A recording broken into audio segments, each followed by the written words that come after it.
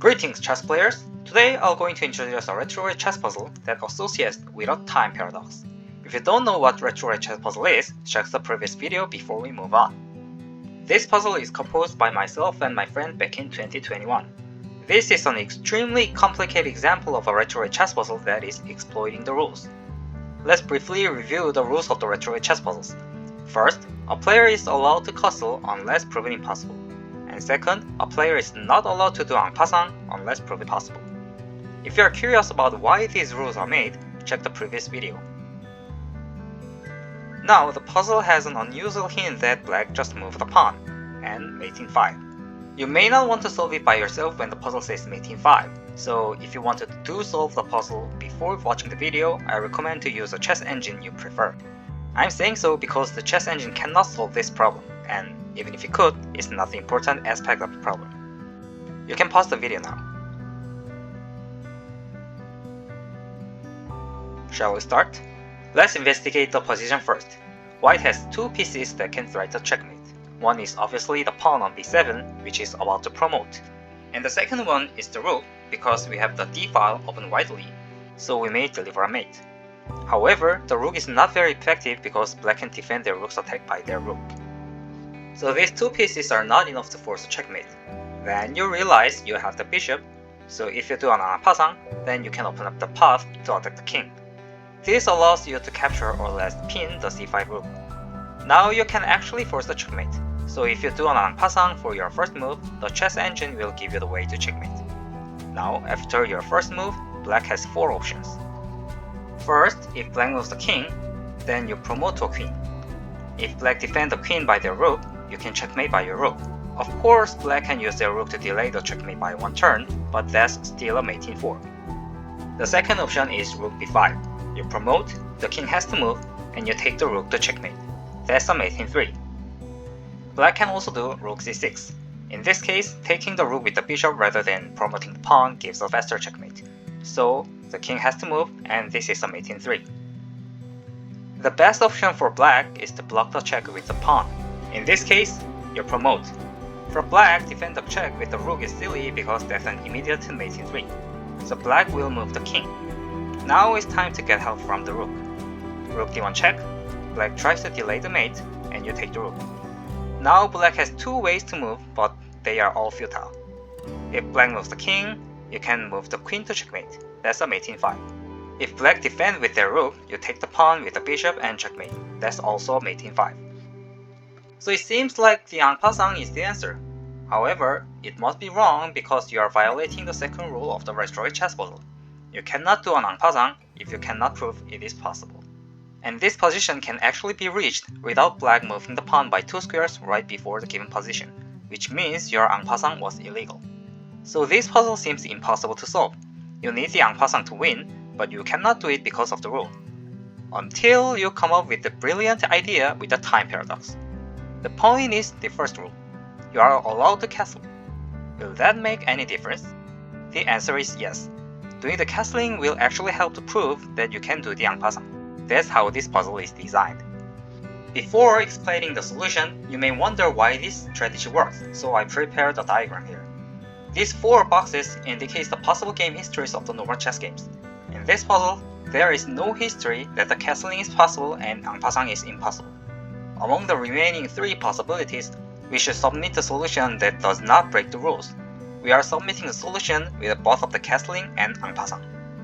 When you submit the solution, the examiner checks whether a possible game history exists with the castling being possible. The examiner also checks whether the possible history exists with the castling being impossible. The examiner is not interested in your en passant for now, so he admits your en passant.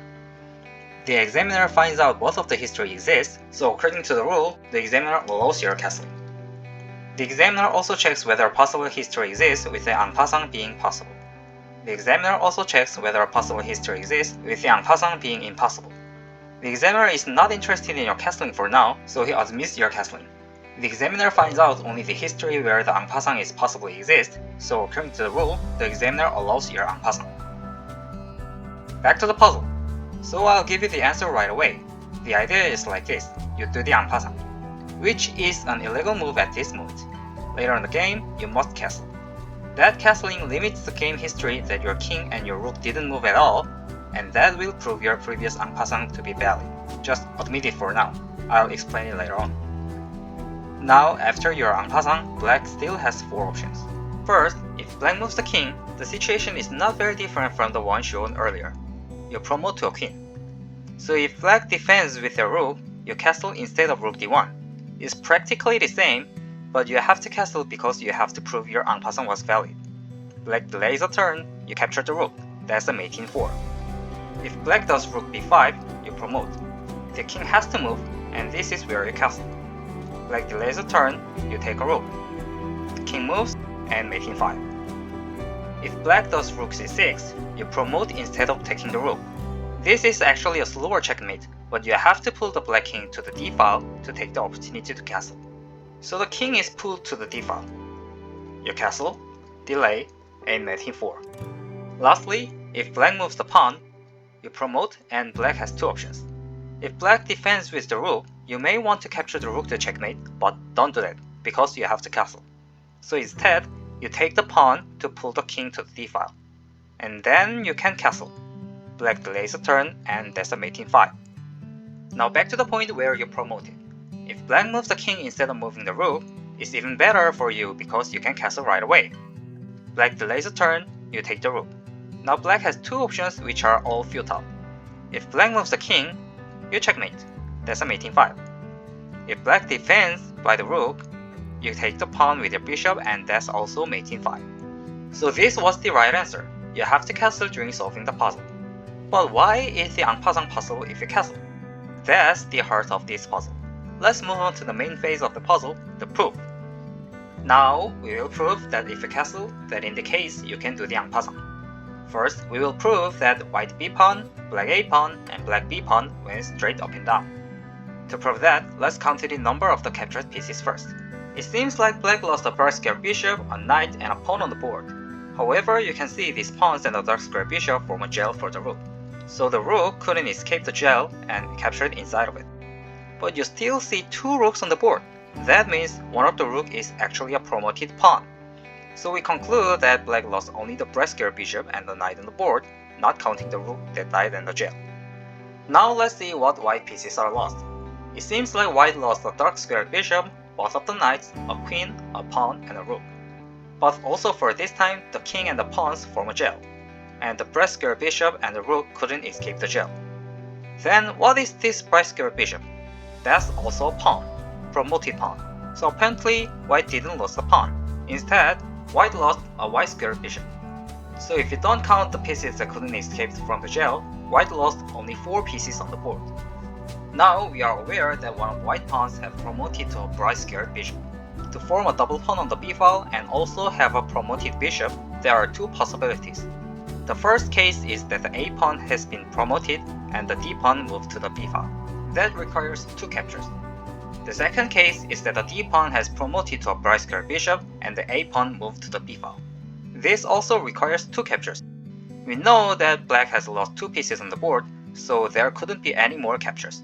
We conclude that in any cases, white b pawn went straight. Now let's see how black pawn has promoted to a rook. A promoting pawn has to pass the rook 2 someday, and there are 3 holes. If the promoting pawn have passed d2, that's problematic, because that pawn is checking the king. The king couldn't have moved because that'll break the castling that you did in the puzzle. And obviously white also didn't capture the pawn, so there is no way for white to avoid the check. So the promoting black pawn cannot pass through d2. So it passed through either a2 or b2. To make this happen, black pawns need at least 4 captures when counted all together. But we know that white has lost exactly 4 pieces on the board. So we conclude that all white pieces are captured by the c, d, f pawns. It means both of the black a and b pawn went straight. Next, we'll find out where are the white b pawn and black a b pawn now.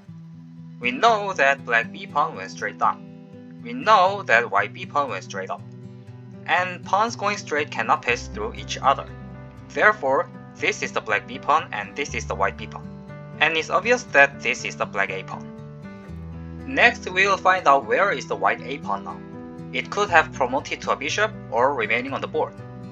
To do that, we'll find out which white pawn has promoted to a light square bishop. If the A pawn has promoted, then it means it went straight up. But this is the black A pawn, which also moves straight, and pawns going straight cannot pass through each other. So the A pawn could not have been promoted to a bishop. So the only possible case is that D pawn has promoted to a light squared bishop. That means this is the white A pawn, because we already know that this is the white B pawn. Now let's talk about the pawn's order of actions. We know that this is a black B pawn and this is the white A pawn. So this is the exact path of the white A pawn. Now we know that white A pawn has passed A6. Then let's think about the exact moment where the white A pawn was on A6. You remember that this is a black A pawn, right? And we all know that the pawns going straight cannot pass through each other. That means, at this moment, black A pawn was on A7. So the order of the actions is like this. This is the initial position. First, black B pawn moved to B6. Then, after some time, white A pawn has captured something to go to B7. Then, after some time, black B pawn went to the A5. I'm not saying it moved two squares at once. We still don't know how many turns are passed between these actions. We only know that the order of the actions. The next step is to think about white's last move, one full turn before the given position. There are two possibilities. The first case is that the white piece of the last move is no longer on the board. Because the puzzle said black's last move was a pawn, black must have captured it with their pawn. But that's impossible. The only pawns that have empty squares diagonally behind them are the B6 pawn and the E6 pawn. But we know that the B6 pawn came from B7 and the E6 pawn came from F7. The second case is that the white piece of the last move is still on the board. Then what is it? The rook or the king couldn't be the answer because you have castled later in the puzzle. And obviously these pawns are stationary. This pawn is also not the answer because we know that this pawn went straight upward. Bishop is also not possible because the only square it could come is from B3, and that means black should have moved the rook to cover up the space. But the puzzle said black have moved the pawn, not the rook, so this is impossible. That leaves this pawn be the only possible last move. And we all know this pawn is white A pawn came from A6. And we already know that at this moment black A pawn should be on A7. So that means this is the precise snapshot of the board exactly one turn ago. Of course there should be something on B7 to capture, but anyway. From this position, white moved the pawn diagonally, and now we prove that black's last move was pawn 7a5. So finally we prove that if you castle while solving the puzzle, that makes your en passant being valid. This was the solution of the puzzle named a posteriori. A posteriori is the Latin word meaning from the letter. Do the illegal en passant first, violating the rule at this moment, then prove it was actually legal by castling later in the game. The next video will be the final video of this series. I am going to introduce the dead position logic to the retrograde chess puzzles. I hope you enjoyed the puzzle. Thank you for watching.